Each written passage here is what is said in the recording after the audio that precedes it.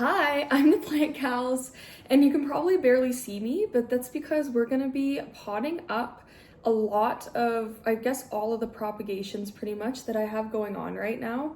As you can see, the bulk of it is Monstera from my big Monstera that I have. I lost a big vine, it fell off during moving, and honestly, I really wanted to propagate this plant anyway I'm gonna be doing a market coming up in the Calgary Inglewood Night Market on September 5th, I believe. And I want to sell some of my really nice propagations there, and I want these guys to be nice and, I mean, they're really rooted, but established in soil for that. I'm going to show how I separate these because, as you can see, the roots are crazy.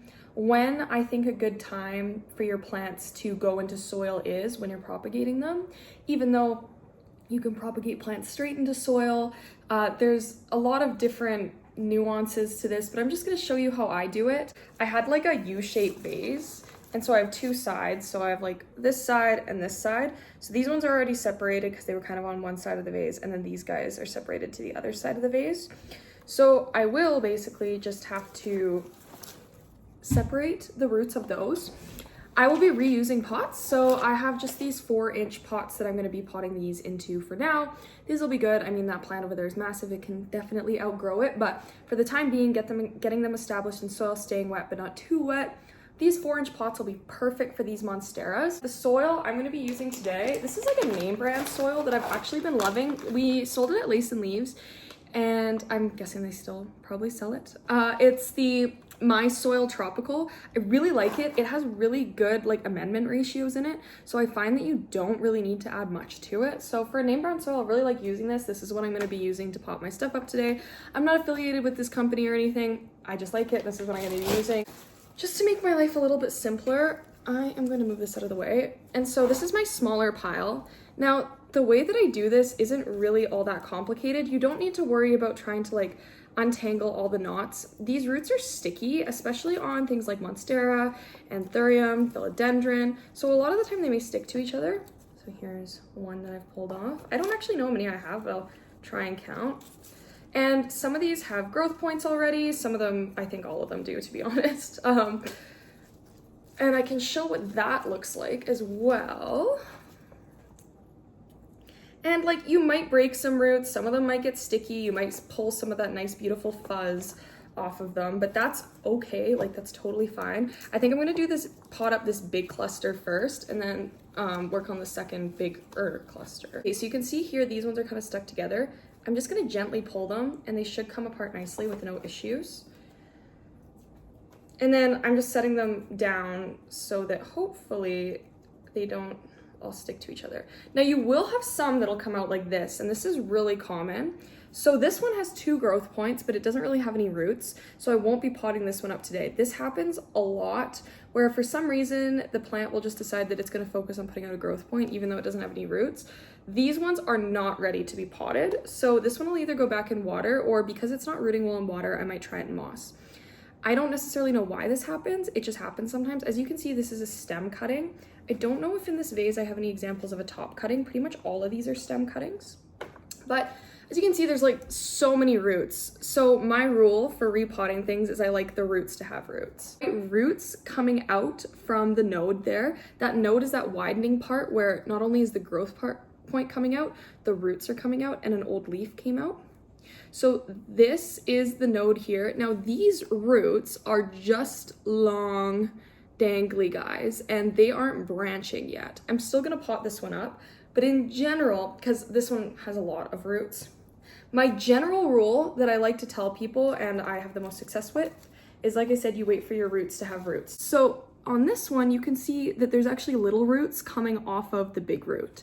And yeah, your roots have roots. So that's what I'm looking for. I've heard a lot of people talking about water roots lately. I don't know what they're talking about. Roots are roots. There's aerial roots too. So aerial roots come off of the plant. They're more crusty and brown, not fuzzy. They're used to stabilize the plant, but even those ones, if they come into contact with a significant amount of moisture, so water or soil, they will start to act as regular roots. Water roots aren't a thing. They're just roots. Because yeah, plants aren't like propagated like this in the wild. A piece just falls off and then hopefully they find some soil and they root. And one thing I did learn is that I was terrified of just potting things into soil to get them to root. That's what I do with my Hoya now, and I have like pretty close to 100% success rate.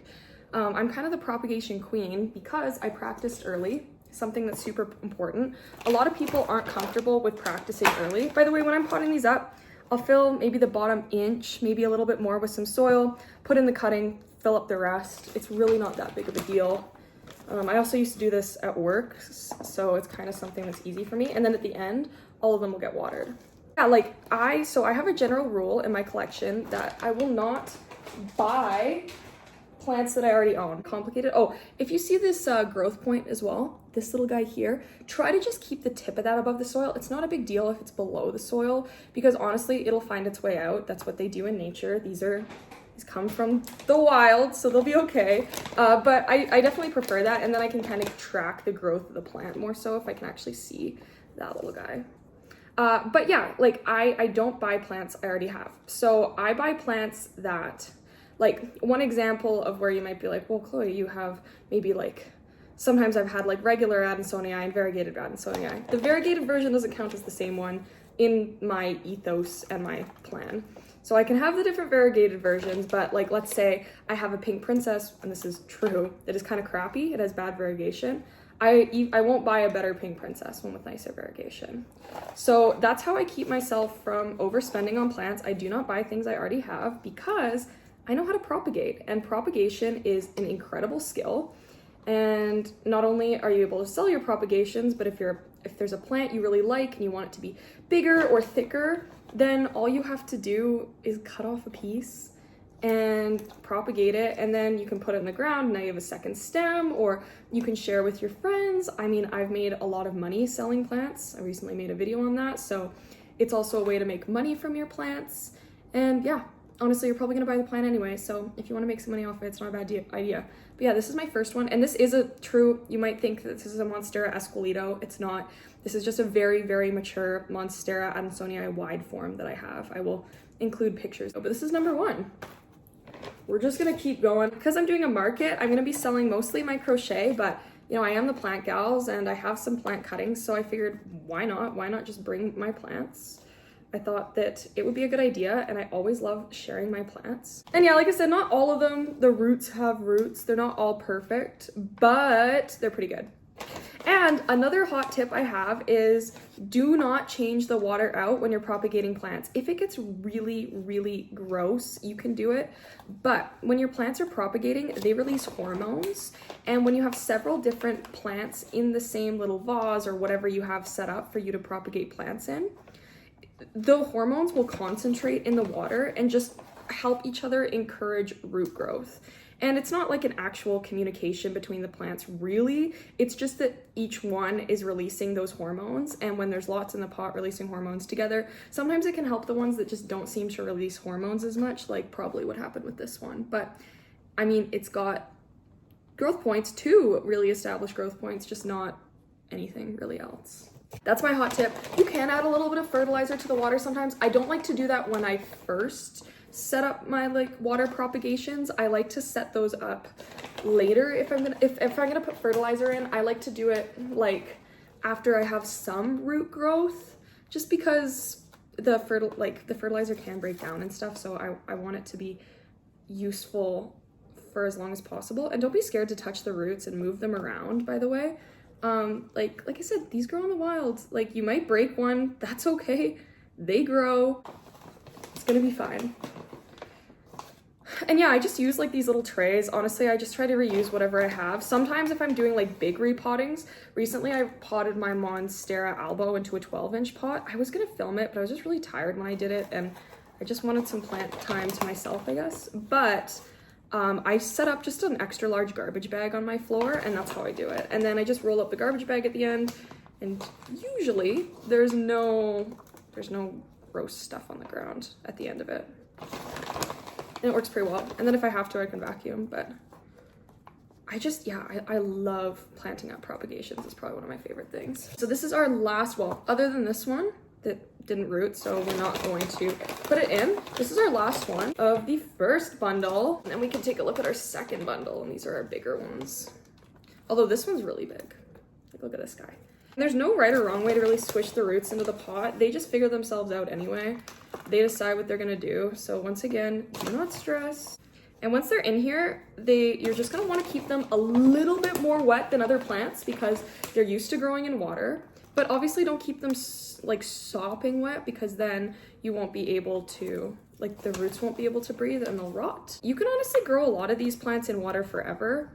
I just don't like doing that. There's no nutrients in water, so you are going to have to supplement with some fertilizer if you're growing in water, and that's when I talk about growing semi-hydroponically. Hydroponically is like completely in water. Semi-hydro, when I'm talking about leca and pond, these pebbles. When I'm growing things like that, that's semi-hydro, and they still don't really have any nutrients in the media, so you do need a fertilizer that is good for that type of thing. I think I'm just gonna move these over here now. Okay, so you can see that these are a little bit more of a mess to figure out, but this one is so rooted. Like, it's almost too rooted for this size of pot. I might need a bigger pot for that one. Okay, you can hang out over here. This one's a gangly one. I do have two, I think 6-inch pots I can put these in. This was not part of the plan. I'm being real. Okay, so I had some major finagling to do off camera because these were so much bigger than I anticipated. I knew that they were really well rooted, but I forgot how long the cuttings were as well. This plant fit really nicely into this, it's probably a 6-inch pot that I had. It's like a little concrete pot. It has a hole in the bottom. My squamiferum actually used to live in this for a few years, and I recently repotted that, and I thought that it'd look really cute in this. This is probably one of my most sought after plants. So like when people come into my house, they just notice, like regular people, not like plant people, then they go straight to my cabinet. But a lot of people wanted this one, including my best friend. So this is actually the top cutting, and I've decided to prop that up into this because it looks really nice and it looks really good in this pot, and I think that she will enjoy it. The top cutting is essentially the end of the stem where new leaves were coming out of when you cut it. So you can see this one didn't put out a growth point. It just kept growing from where it was growing before. Sometimes they will put out another growth point still, but yeah, this one just kept growing new leaves. So that is this one. And then the other one I actually had to put back in water because I ran out of soil. I had a lot of soil, like a full bag, and it was not enough. And then I still have this silly little guy hanging out here. Oh, I'll just kind of show you what I do in like my final step of this, which is honestly the easiest step in my opinion. Basically, you just want to make sure that the soil is soaked and saturated. When the soil comes in moist, it's nice because then it's less likely to be hydrophobic. If it comes in really dry, sometimes the soil can struggle to hold onto water and you want to soak it better. So I really always give I bottom water most of my plants, but I always try to give them a good soak. The reason I have a watering can is in order to make sure all the soil is not hydrophobic and that it's going to retain water really nicely, I'm going to water them all from the top, and then probably a bunch of water will run through, and I'm just gonna let them sit in it. I am going to be using the Super Thrive Foliage Pro if you can find it. It's a little hard to find, but it's great stuff. So yeah, I just water into the tops of each of the plants, and then a ton of water will run out the bottom and they'll just sit in it. And then that kind of forces the soil to become non-hydrophobic and to figure itself out. That's my method at least, and it's the method that I've also used when working at like plant stores and stuff to make sure that the soil doesn't go hydrophobic, because that's a total pain. Like if you're watering your plants and you didn't realize that they actually can't retain water at all, but because this soil came in moist, I don't think it'll be a really big problem. But literally all I'm gonna do is let these sit for maybe like an hour, I don't know, just whenever I decide to do it. But yeah, I'm super stoked with how pretty this one is. I'm gonna run this one under my sink because it's a bit bigger, and yeah, I'm so happy this pot has a drainage hole too, because my friend will definitely appreciate that a lot.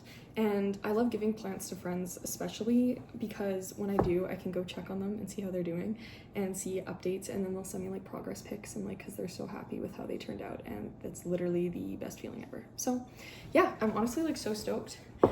This guy, I might put it in my prop box just so it has somewhere to go, because when they're just stems like this with no leaves to hold them up and stuff, they can be really annoying to keep around. So yeah, I think I'm just gonna put this in my prop box.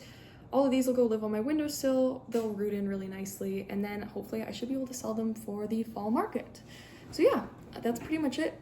I have, yeah, my reptile expo video will be the next one, which is so exciting. Thank you so much for all of the love on my 100 subscribers special where I got Tiki. I love him so much. Tiki is my king. Actually, the funniest little tortoise. He puts himself to bed at 8 p.m. every single night. All he does pretty much is eat. I love him so insanely much, and I'm so happy that you could come on the unboxing journey of me getting Tiki. So yeah, thank you so much. Like, comment, subscribe, whatever, and I will see you in the next one. Bye.